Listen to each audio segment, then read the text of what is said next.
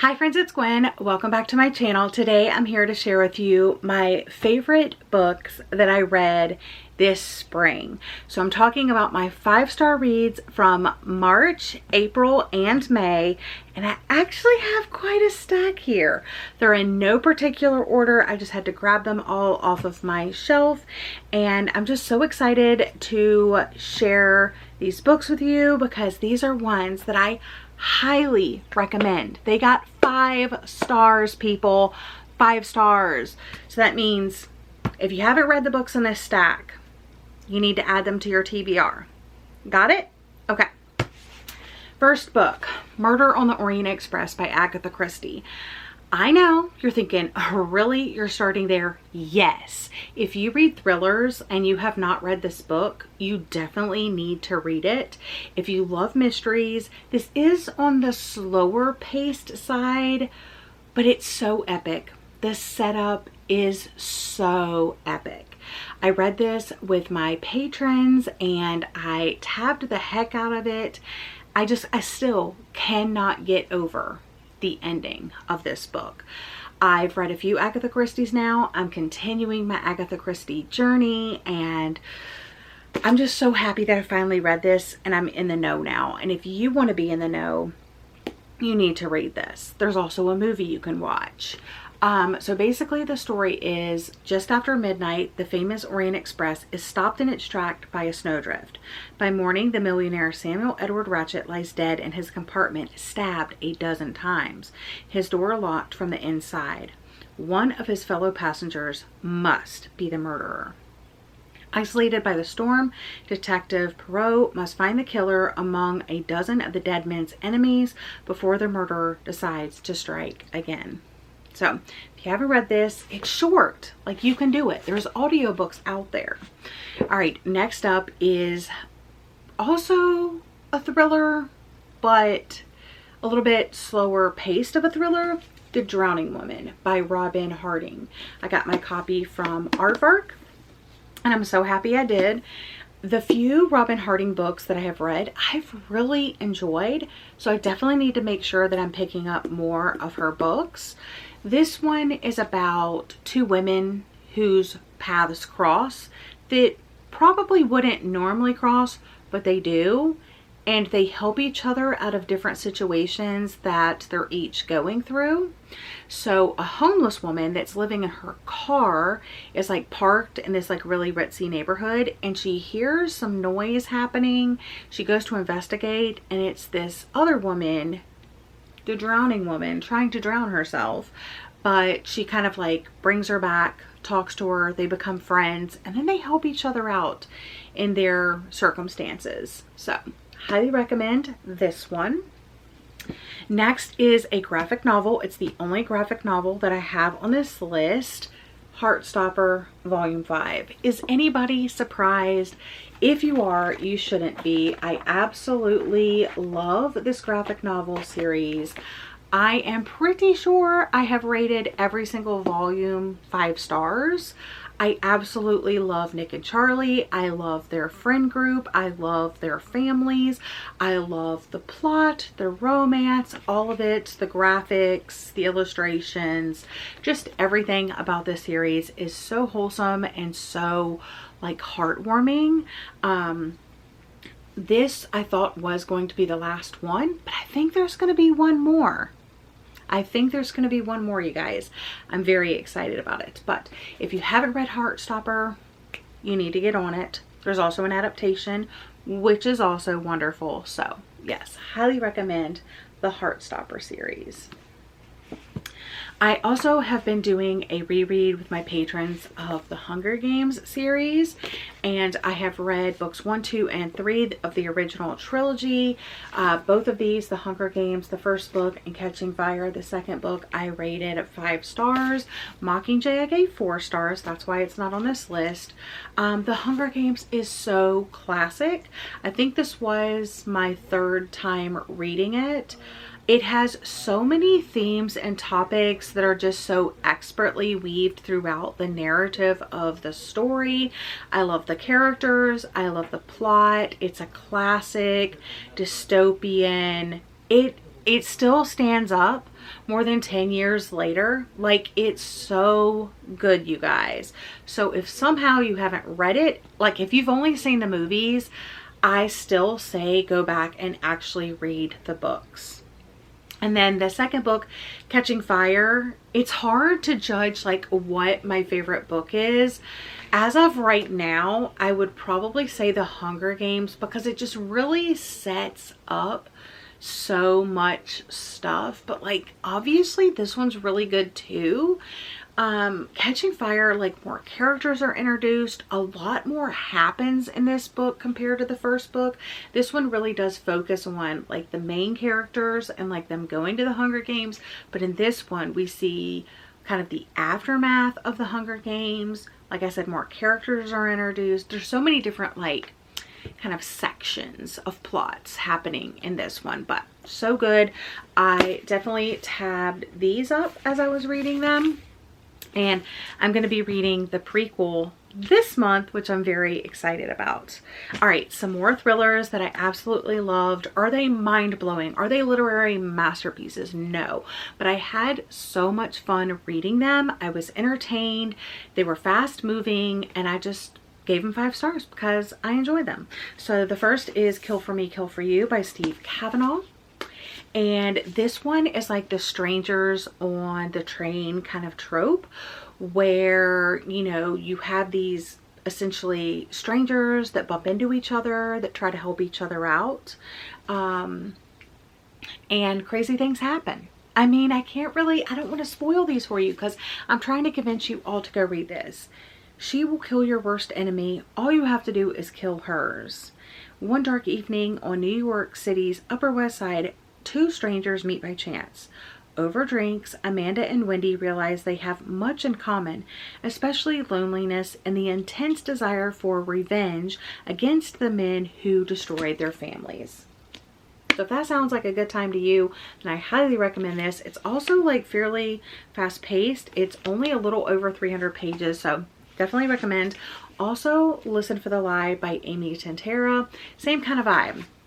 Great thriller, fast-paced, super entertaining. What if you thought you murdered your best friend? And if everyone else thought so too? And what if the truth doesn't matter? So you have these best friends, Lucy and Savvy, and they were the golden girls of their small Texas town.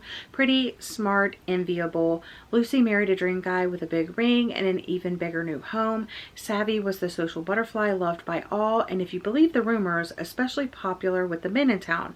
But after Lucy is found wandering the streets, covered in her best friend Savvy's blood, everyone thinks she is a murderer. So this is a podcast thriller where there is a true crime podcast host that goes to this Texas small town and is trying to interview Lucy about what happened with Savvy, because she doesn't remember. She literally does not remember.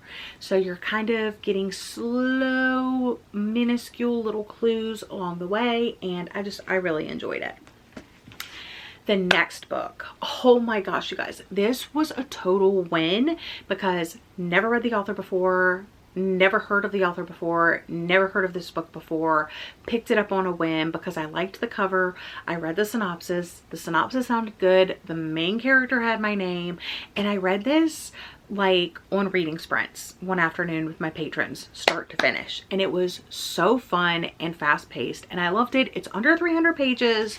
Swiped by L.M. Chilton. This is a story about a woman that lives in this small like little coastal village that goes on dates with men over this app. And then all of a sudden she's realizing that there are these men dropping dead in her town who just so happen to be the men that she has dated. And she's thinking like, that can't be a coincidence, right?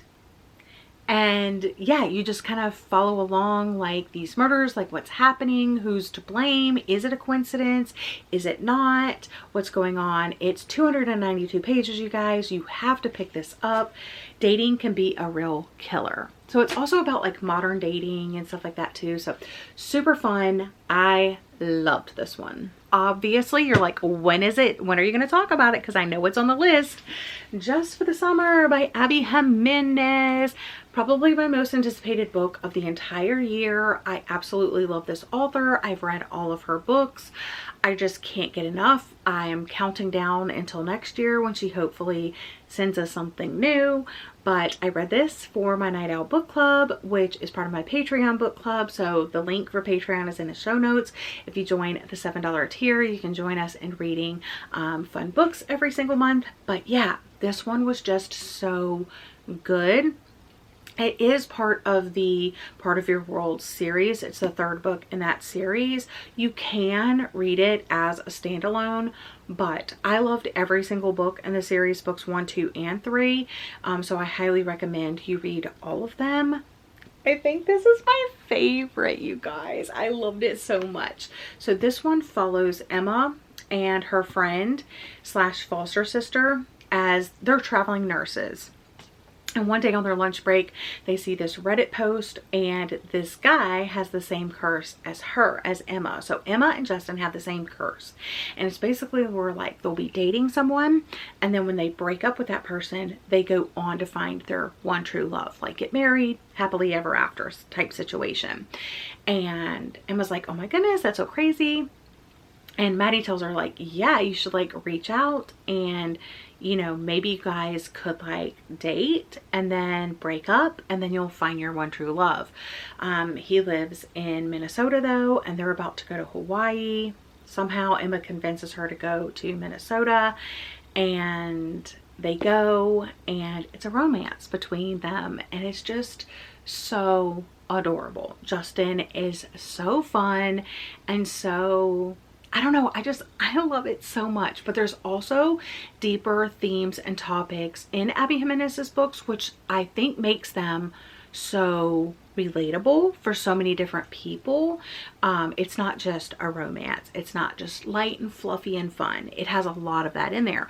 But I laughed, I cried, and I also did a chapter by chapter breakdown reading vlog when I read this. So every single chapter, I'd read the chapter, I'd update the vlog, and they seem to really like that. So it was a lot of fun, and it's also like my own version of Cliff Notes if I ever need to go back and get all the nitty-gritty details from the book. But oh my gosh, this book has my whole heart, and I would be absolutely shocked if this is not in my top 10 at the end of the year. I have two more, and they're both romances. Next up is Expiration Dates by Rebecca Surley, and this is also really short. 254 pages, so 250 pages. You can definitely give this one a shot. This is about a woman that has always received a slip of paper when she starts dating someone, or when she's about to start dating someone, that has the guy's name and like a number on it that indicates how long she's going to be with that person.